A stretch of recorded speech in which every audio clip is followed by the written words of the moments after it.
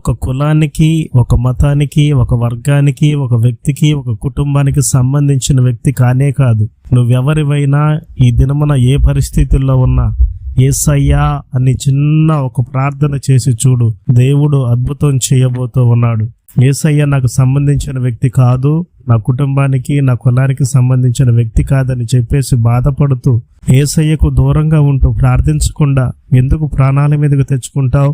ఆయన నిన్ను త్రోసివేసే దేవుడు కాదు. నువ్వు ఆపదలో ఉంటే నీ పైన కనికరం చూపకుండా వెళ్ళిపోయే దేవుడు కాదు. ఒక్కసారి నువ్వు ఆయనకు ప్రార్థించు చూడు, ఆయన వెంటనే నీ పక్షాన తిరిగి నీకు ఉన్నటువంటి రోగము నుండి, బాధ నుండి, దుఃఖము నుండి ఖచ్చితంగా నిన్ను, నీ కుటుంబాన్ని విడిపిస్తాడు. ఆయన ప్రేమగల దేవుడు, కరుణా సంపన్నుడు, జాలిగల దేవుడు. నువ్వెప్పుడు ప్రార్థిస్తావో అని నీ వైపు చూస్తూ ప్రతిదినము నీ వైపు చేతులు చాపుతూనే ఉన్నాడు. నువ్వేమో కులమని, మతమని, నాకు సంబంధించిన వ్యక్తి కాదని, యేసుక్రీస్తు నాకు దేవుడు కాదని ఆయనకు దూరంగా వెళ్ళిపోతూ ఉన్నావు. ఆయన ప్రతిదినము నీ వైపు చూస్తూ, ఏడుస్తూ, బాధపడుతూ, కన్నీరు కారుస్తూ నువ్వు ప్రార్థన చేస్తావేమోనని ఆయన నీ వైపు చూస్తూనే ఉన్నాడు. ప్రియమైన సహోదరి, సహోదరుడా, ఇకనైనా ప్రార్థించు. నీ దుఃఖ దినములు దేవుడు సమాప్తం చేయబోతూ ఉన్నాడు.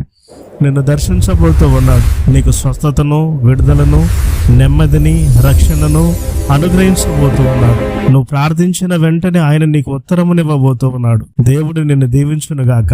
చివరిగా యేసుక్రీస్తు అందరికీ ప్రభు, అందరితో ఉండే దేవుడు. ఒకరిని త్రోసివేసి ఒకరిని హత్తుకునే దేవుడు కానే కాదు. ఆమేన్. Praise the lord.